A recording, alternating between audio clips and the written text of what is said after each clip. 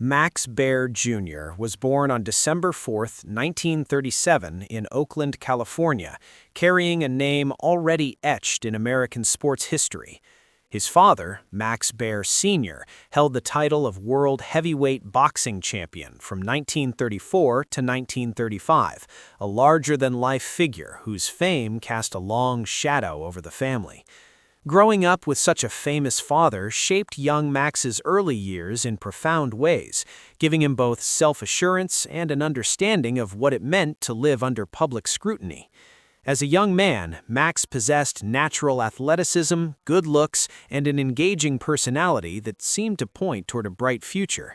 He enrolled at Santa Clara University, where he pursued studies in philosophy while also participating in sports like golf and boxing. Despite his athletic abilities and his father's boxing legacy, Max never chose to pursue professional sports. Instead, something else captured his imagination. The world of acting and entertainment drew him in, particularly during the exciting post-war expansion of film and television in America. By the late 1950s, Hollywood was actively seeking fresh talent, and Max fit what the industry wanted. He began landing small but consistent roles on popular television shows of that era, including programs like 77 Sunset Strip, Hawaiian Eye, and Cheyenne. These early appearances demonstrated that he had presence on camera and could hold viewer attention. However, nothing in these early roles could have prepared him for what came next in 1962, a casting decision that would completely transform his life and career in ways both wonderful and difficult. That year, Max was cast as Jethro Bodine on a new comedy series called the Beverly Hillbillies. The show told the story of a poor rural family who suddenly became wealthy after discovering oil on their land and moved to Beverly Hills, creating countless comedic situations as they tried to navigate high society while maintaining their country ways. As Jethro, Max created a television character that millions of Americans would come to recognize and love. Jethro was portrayed as good-natured but not particularly bright, overly confident despite his limitations, and prone to using words incorrectly in ways that created humor. Max brought tremendous physical comedy skills and perfect timing to the role, making Jethro much more than just a simple stereotype. The Beverly Hillbillies became a massive cultural phenomenon across America. At the height of its popularity, it ranked as the top television program in the entire country, with tens of millions of people tuning in each week to watch the Clampett family's adventures. Max's portrayal of Jethro was absolutely central to why the show worked so well. His commitment to the character, his physical humor, and his impeccable comedic timing elevated Jethro into someone audiences genuinely cared about. People loved watching Jethro's schemes and misadventures week after week. But this tremendous success came with a significant downside that Max would struggle with for many years. The same role that made him famous also trapped him professionally. This phenomenon, known as typecasting, meant that casting directors and producers could only see him as Jethro Bodine. They hesitated to offer him other kinds of roles, worried that audiences would be unable to accept him as anyone else. The character that brought Max fame became like a cage, limiting rather than expanding his opportunities. When the Beverly Hillbillies finally ended its run in 1971, after 9 successful seasons, Max faced a harsh reality that many television stars encounter. Getting out of an iconic role can prove far more challenging than landing it in the first place. Despite his genuine talent and his desire to take on different kinds of acting work, Hollywood largely closed its doors to him for serious or dramatically different parts. People simply could not separate the actor from the character he had played so memorably. Rather than becoming bitter or giving up entirely, Max demonstrated impressive adaptability and business intelligence. He decided to reinvent himself by moving behind the camera into producing and directing. This shift represented a second career entirely, one where he could exercise creative control in new ways. During the 1970s, he established his own production company and began creating low-budget films that turned out to be surprisingly profitable ventures. His biggest success in this new phase came with a film called Macon County Line, released in 1974. This gritty film was based on true events and cost relatively little to produce, but it became a significant box office hit that earned millions of dollars. This success established Max's reputation as a clever and capable independent filmmaker who understood what audiences wanted and how to deliver it efficiently. By the mid-1970s, Max felt determined to prove that his creative abilities extended well beyond sitcom television and the shadow of Jethro Bodine.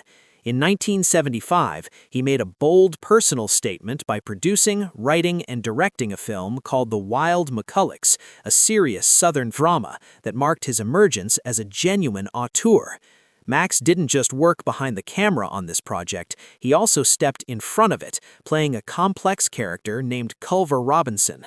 This role allowed him to explore darker and more emotionally nuanced territory than audiences had ever seen him from before. The film served as a declaration that Max was ready to take complete control of his creative destiny. His determination paid off significantly the following year when he directed and produced Ode to Billy Joe in 1976. This film adapted Bobby Gentry's haunting and mysterious hit song into a feature-length story. The movie resonated powerfully with audiences across the country and became a major commercial success. It proved that Max possessed genuine artistic sensitivity combined with an understanding of what would appeal to ticket buyers. The success of Ode to Billy Joe elevated his standing in Hollywood and demonstrated that he had strong storytelling instincts that worked on a national scale. Although Max would direct only one more film after this, a 1979 movie called Hometown USA, Ode to Billy Joe remained the crowning achievement of his directorial career. Many people cite it as the moment when he truly broke free from the typecasting that had limited him for so long. After his filmmaking years, Max turned his considerable energy and ambition toward the business world.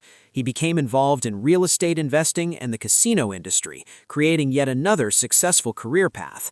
Fueled by both nostalgia for his most famous role and entrepreneurial vision, Max conceived of building a full-scale Beverly Hillbillies business empire.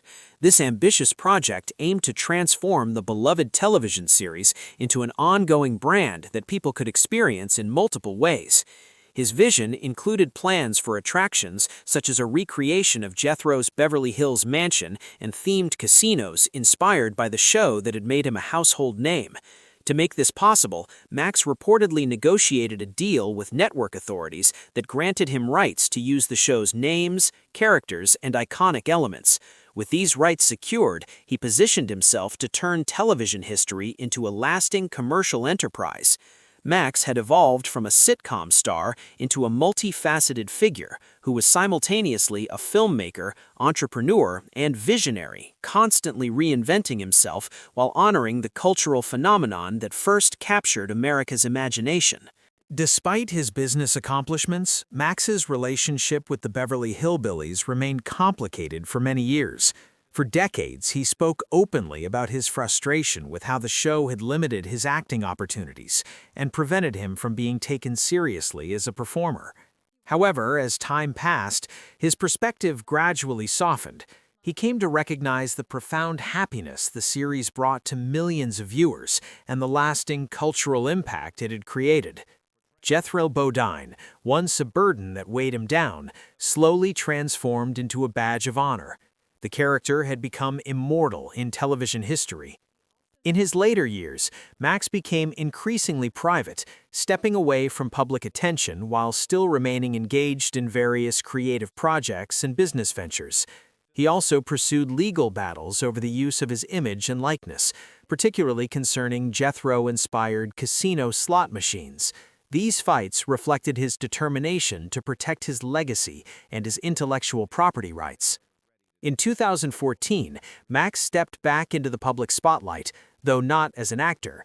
That year, he filed a significant lawsuit against CBS, claiming that the network had secretly made an agreement with a restaurant chain based in Des Moines called Jethro's Barbecue. Max alleged that this move directly undermined the long-planned ambitions he had been developing for decades related to the Beverly Hillbillies. To him, this wasn't simply a dispute about branding or licensing. It represented a battle over creative ownership, legacy, and his right to benefit from a character he had helped make iconic. According to the lawsuit, Max asserted that as far back as 1991, he had reached an understanding with CBS granting him rights to use the fictional character of Jethro Bodine, along with other recognizable names, themes, and elements from the television series for an ambitious business empire. His plans went far beyond just a novelty restaurant. Max envisioned a sprawling entertainment brand that would include themed restaurants, luxury hotels, and even casinos, all built on the enduring popularity and nostalgic appeal of the Beverly Hillbillies. In his view, this was a natural extension of a cultural phenomenon that had never truly disappeared from public consciousness. Max argued that CBS's alleged deal with Jethro's Barbecue not only reduced the value of his rights, but also threatened to destroy years of preparation, investment, and negotiations he had undertaken. By allowing another business to trade on the Jethro name without his participation or approval, Max claimed the network had effectively blocked his ability to profit from the character that had defined his career and remained deeply connected to his public identity. The lawsuit painted a picture of someone who had patiently waited for the right moment to bring his vision to life, only to discover that the ground had shifted beneath him in secret. Throughout his life, Max remained deeply connected to Buddy Ebsen, who played Jed Clampett on the Beverly Hillbillies. Their friendship endured for decades after the show ended, built on genuine affection, mutual respect, and shared experiences from television's golden age. Their bond stayed strong even during Ebsen's final days. Just before his longtime friend and acting mentor passed away from pneumonia on July 6, 2003, Max made a heartfelt visit to Ebsen's hospital bedside, accompanied by Donna Douglas, who had played Ellie Mae. That quiet, emotional moment, away from cameras and publicity, stood as powerful proof of a friendship that had transcended fame, business contracts, and time itself.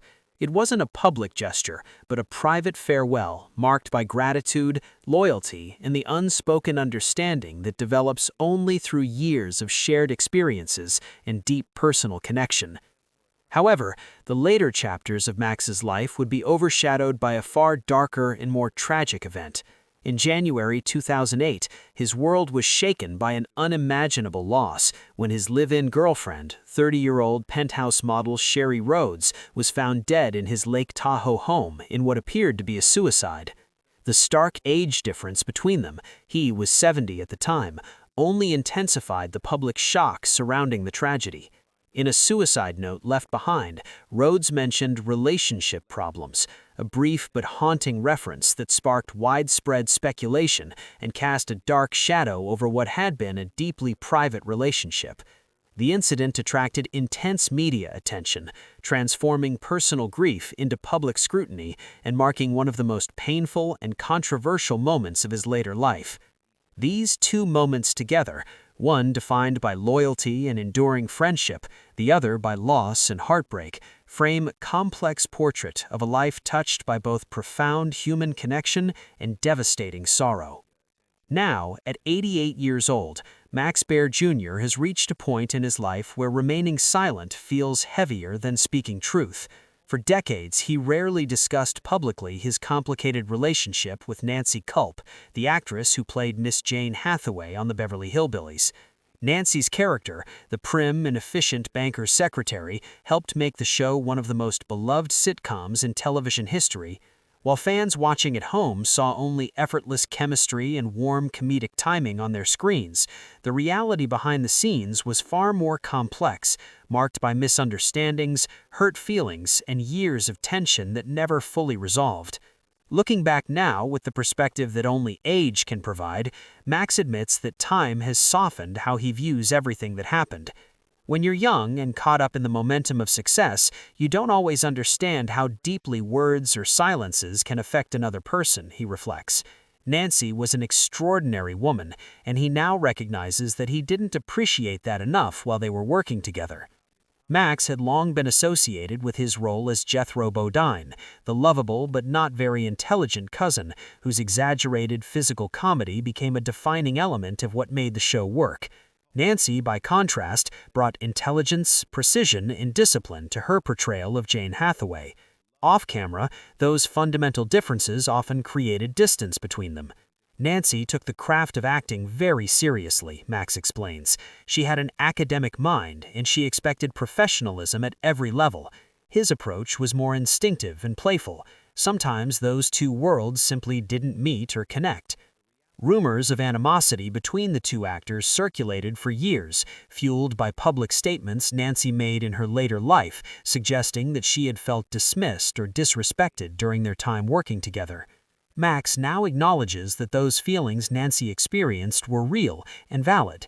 He never hated Nancy, he says firmly, but he can see now, looking back with clearer eyes, how she might have felt isolated or undervalued. The show leaned heavily into broad physical comedy, and he benefited tremendously from that style. Nancy carried herself with dignity and grace, and sometimes that dignity was misunderstood or not fully appreciated by others. One of the most painful chapters in their relationship came after the Beverly Hillbillies ended its run. Nancy struggled significantly to escape typecasting, just as Max had, and she eventually left acting behind entirely. Meanwhile, Max remained closely identified with Jethro for decades, both suffering from and sometimes benefiting from that identification. Success is a strange thing, Max reflects thoughtfully. It gives you everything you wanted and yet takes important things away at the same time. He didn't realize back then how much the aftermath of the show weighed on Nancy emotionally and professionally. In her later years, Nancy became politically active and outspoken about her views, traits that further distanced her from the nostalgic image that fans held of Miss Hathaway, the prim banker's secretary. Max admits with obvious regret that he didn't reach out to Nancy when he should have during those years. That's something he genuinely regrets now. There are moments in life when simply picking up the phone can change everything, can bridge gaps and heal old wounds. He didn't do that when he had the chance. Now, with the clarity that only advanced age and reflection can provide, Max speaks not with defensiveness, but with humility and honesty. Nancy deserved respect for her intelligence, her considerable talent, and her commitment to being more than just a sitcom character, he says. If he could say anything to her now, it would be a simple thank you. She helped create something that still brings joy to millions of people around the world, even decades after the show ended. At 88 years old, Max Baer Jr. understands that legacies are not built only on laughter and entertainment success, but also on honesty and acknowledging difficult truths. By finally speaking openly about Nancy Kulp and their complicated relationship, he offers a more complete and human picture of what happened behind the scenes. His words honor both the magic they created together on screen and the very human imperfections and misunderstandings that existed behind the scenes, out of view of the cameras and the millions of fans who loved watching them every week.